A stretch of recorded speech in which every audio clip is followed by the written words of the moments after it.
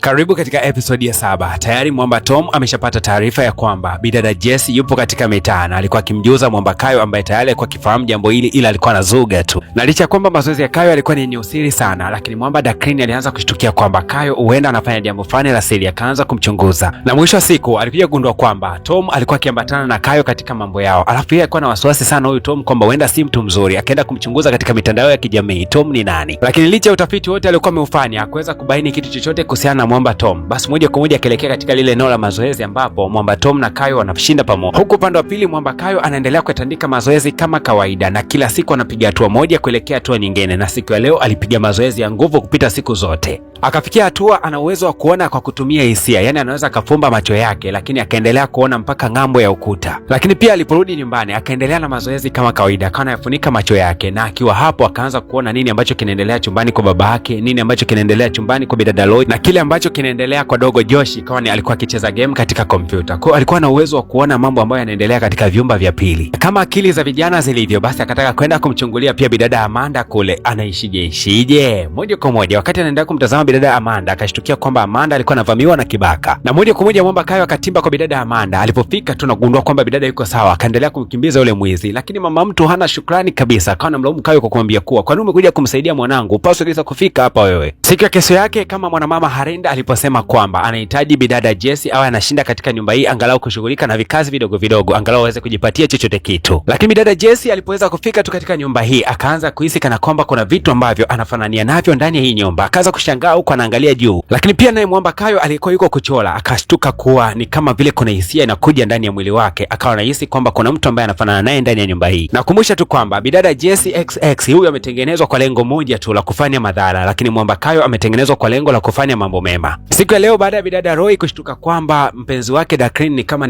malaya fulani hivi, akawa anavunja naye urafiki na kumwambia kwamba kuanzia sasa hivi mimi wewe na wewe sio wapenzi kabisa. Hasa wakati Dakrini anaondoka hapa ndani, akawa anapishana na bidada Jesse. Kumbuka kwamba Jesse naye si haba, ni kasichana fani karembo sana, akawa amekatamani kweli. Na hiki kitu bidada Roy aliweza kushuhudia. Yaani unaachana na mtu wako kwa sababu ya umalaya, alafu anapishana mlangoni na mwanamke fulani hivi na anamtamani, na huyo mwanamke anayepishana naye ni pisi hatari. Wakati huo usiku bidada Roy akiwa na mwamba Kayo wakawa wanajadili kuhusiana na ule mwizi alikwenda kuvamia nyumbani kwa kina Amanda siku ya jana. Wakawa wanasema kwamba lazima huyo mwizi atakuja kurudi tena kwa sababu kuna vitu hajamalizia. Na ni kweli kabisa, wakamvizia sana yule mwizi. Kumbe alikuwa amewaandaa polisi mapema, na mwisho wa siku akamkamata yule mwizi na moja kwa moja akamfikisha kituo cha polisi. Bidada Amanda mapema na alfajiri akafika mpaka kwa bidada Roy na kwenda kumshukuru. Lakini bidada Amanda akasema kwamba licha ya kwamba ameweza kumkamata mwizi, ila ameshindwa kabisa kuipata bracelet yake. Anahisi kwamba huenda mwizi alikuwa ameweza kuiuza. Ikabidi mwamba Kayo moja kwa moja kuelekea katika maduka ambayo yanauza vitu vya samani. Wakamzuga huyu mwenye duka na kumwambia kwamba hii ni mali ya wizi na umenunua kutokea kwa mtu. Lakini mwenye duka akasema kwamba hii bracelet niliuziwa miezi kama 3 iliweza kupita. Basi bana hawakuwa na ushahidi tena kwenda kumshika huyu jamaa. Hasa kuna pete moja ya samani sana mwamba Kayo alikuwa amepewa na ule mwamba Adam Belly. Yeye akambadilishana na huyu mwenye duka na kumwambia kuwa ampatie hiyo bracelet. Baada ya kuipata tu akampelekea bidada Amanda. Ile anagonga tu hodi, basi mama mtu kivurugi akawa anafungua mlango. Na wewe shida yako nini? Akasema kwamba bracelet ambayo Amanda alikuwa ameibiwa nimeweza kuikuta katika duka. Mwamba baada ya kukabidhisha ile bracelet alifurahi kweli kweli. Mwisho wa siku akawa amerudi nyumbani anatabasamu kwa sababu ameweza kumsaidia mtu anayempenda. Ndivyo ilivyo bana, mtu kimpenda unajisikia raha kumsaidia. Na hata mwanaume anayekupenda katika mahusiano ukijikuta unamuombaomba sana hela, basi tambua kwamba hauko mahali unapopendwa. Kwa kawaida mwanaume anapotoa pesa huwa anatoa kwa mtu anayempenda. Kile kidogo ambacho mwanaume anakipata huwa anajisikia amani sana kumpatia mwanamke anayempenda. Lakini ukiona mwanaume ambaye ili aweze kupatia kitu ni mpaka umelazimisha sana, umeomba mpaka umepiga magoti, basi tambua kwamba haupo sehemu sahihi. Bidada Amanda akaamua kumfuata mwamba nyakati za jioni, akamrudishia pesa yake aliyoweza kutumia kununua ile bracelet. Lakini mwamba baada ya kurudishiwa tu ile pesa akanyosha moja kwa moja mpaka katika ile duka linalouza vitu vya thamani, akasema kwamba nimekuja kuchukua ile pete ambayo nilikuja kuuzia jana. Lakini kwa bahati mbaya sana yule muuza duka akasema kuwa ilinunuliwa jana ile ulipokuja kuiacha. Basi Kayo akaanza kuvuta hisia kugundua ni nani ambaye amenunua ile pete. Alikuja kugundua kwamba mzee Steven alikuwa ameenda kuomba kazi sehemu, na katika hiyo kampuni alikwenda kuomba yule boss wa ile kampuni ndio alikuwa amevaa ile pete. Na hii kitu ikabaki inamshangaza sana huyu Josh ambaye alikuwa anajiuliza ni kwa nini Kayo anaonekana kuvuta hisia sana, lakini kila anapotumia nguvu kubwa sana kuvuta hisia za mbali huwa anapata maumivu ya kichwa. Lakini katika dakika hizo bidada Jesse alikuwa akiingia katika mgahawa huo na aliweza kumuona mwamba Kayo. Walipoweza kutazamana tu macho yao mpaka tetemeko la ardhi likatokea. Lakini pia Kayo aliporudi nyumbani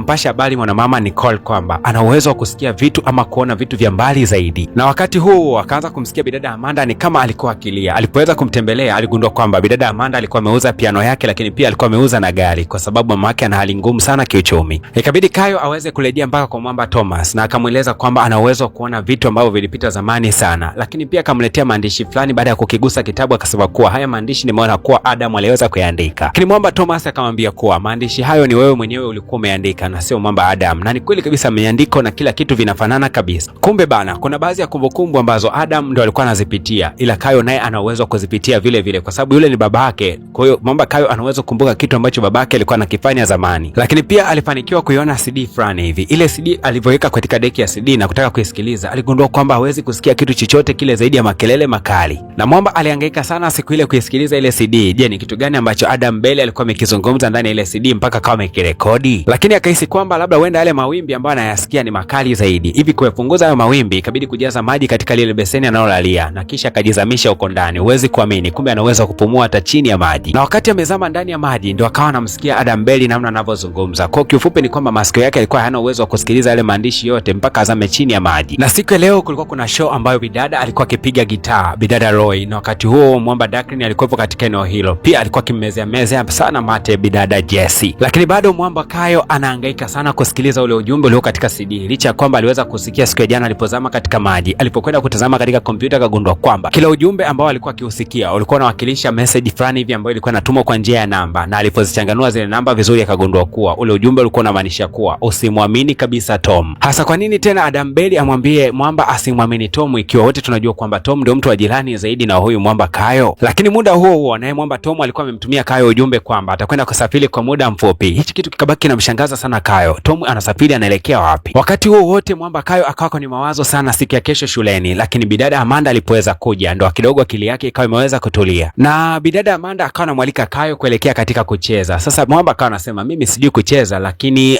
nitakuja na kuakilia kwamba nitakuepo. Akawa amepokea ile zawadi ya ambayo bidada alikuwa amemletea. Lakini siku hiyo hiyo bidada Jessie naye akaonekana akiwa anaanza shule katika hii shule ambayo Kayo anasoma. Na siku hiyo hiyo mwamba Charlie alipoweza kumuona bidada Jessie akawa amempenda. Lakini mwamba siku ya leo Kayo akiwa amerudi nyumbani akaendelea kupiga story na mama yake, ila akaanza kuhisi tena nikana kwamba kuna kitu ambacho kiko jirani sana na yeye. Akaanza kufuata mapigo yake ya moyo, akaja kugundua kwamba bidada Jessie alikuwa yuko chumbani kwake tena amelala katika ile beseni ambayo mwamba analalia. Na kumbe hata na yeye Jessie anapenda sana kulalia haya mabeseni. Nyakati za usiku sana bidada Jessie akaonekana akiwa na kiss na mwamba Dakrin. Kumbe bana Dakrin alisharusha vyuma vyake na tayari bidada alikuwa amekubali na hapa wana kiss, lakini bidada Halinda akawa ameingia. Alishangaa sana na kuanza kusema kwamba yani umezaliwa wiki iliyopita tayari una mwanaume na tayari mmeshaanza kudate. Yani kama ningechelewa dakika mbili tu basi bila shaka ningekuta manyoya tayari ungekuwa umetolewa vya kutolewa. Lakini haya maneno ambayo bidada Jessie alikuwa akiyaongea yakaanza kumsababisha kichwa chake kianze kuuma, hali kasababisha umeme ukaanza kutikisika hapa ndani. Bana mwamba Kayo kila siku amezidi kujivutia sana Subira. Siku ya leo akaamua kujikaza na kuanza kumtongoza bidada Amanda kwa kumwambia kuwa nakupenda. Alafu naye bidada Amanda hata kuchelewa akasema nakupenda pia. Na nyakati za jioni zilipoweza kufika, mwamba Kayo alikuwa ameelekea na bidada Amanda katika maeneo ya kudance, lakini huku wakati anachukua bisi kwa bahati mbaya mkono wake ukagusana na mkono wa bidada Jessie. Lakini katika hali ya kushangaza ikatokea kama vile kuna shoti fulani zikawa zinapiga katika mikono yao. Bidada Jessie akasema kuwa naelewa ni kwa nini jambo hili limeweza kutokea. Lakini kama vile mwamba Kayo alipoweza kumwambia bidada kwamba hawezi kucheza, akawa amemuiga Joshi namna ya kucheza, na mwisho wa siku Kayo akaja kuwa ni mbaya zaidi katika kucheza. Bidada naye Amanda akashindwa kujizuia, akaingia katikati ya podium na hapa akaanza kucheza na wakajikuta wanacheza kwa ujilani zaidi kati yake yeye pamoja na mwamba Kayo. Lakini yule mwanamama anayemlinda sana bidada Jessie alishangaa kuona kwamba Dakrin ana ujilani sana na Jessie, akawa anamtoa Jessie, lakini Jessie akawa amekasirika na hasira yake ikaanza kuyumbisha umeme hapa ndani. Lakini jambo hili halikumzuia Kayo kuweza kusogeleana na bidada Amanda kwa lengo la kuweza kukisi. Hilo nakaribiana tu ghafla umeme mzima ukawa umezimika na kiza kikatawala. Baadaye kidogo umeme ukaweza kurejea, lakini mwamba namna gani fulani hivi alijikuta tu ana huzuni kwa sababu hakuweza kukisi na bidada Amanda, lakini akawa amefurahia hivyo hivyo kwa sababu alipata wakati mzuri sana wa kuwa jirani naye. Dakrin kinamna fulani hivi anamaindisha sana Kayo kwa sababu anahisi kwamba Kayo huenda kuna mambo ya siri ambayo anayafanya na anamficha sana. Lakini baadaye kidogo mwamba Kayo aligundua kwamba huenda uhusiano wake kati yake na Dakrin haujakaa vizuri. Ikabidi kumfuata Dakrin na kumweleza kila kitu, lakini Dakrin akamwambia Kayo kuwa na wasiwasi na Tom kwamba anahusika katika mambo mengi sana. Na Dakrin akamfungukia kabisa Kayo kwamba aliweza kuhisi kuwa kuna mtu ameagizwa aje kumteka bidada Roy kutokea kwa mwamba Tom. Lakini Kayo ilikuwa ni ngumu sana kuamini jambo hilo. Ni kwa nini Tom aje kumteka bidada Roy? Ila wakati huu wanaendelea kuongea, bidada Roy alikuwa akikusanya takataka baadhi ambazo zilikuwa katika maeneo hayo ya taka. Kuna mtu akawa amemvamia na kumpiga kikombo, na alikuja kugundua kwamba ile necklace ambayo mwamba Darkling alikuwa amempatia kipindi kile ni wachumba ilikuwa imeweza kunyakuliwa na kuibiwa. Sasa ni nani ambaye ameweza kufanya matukio haya?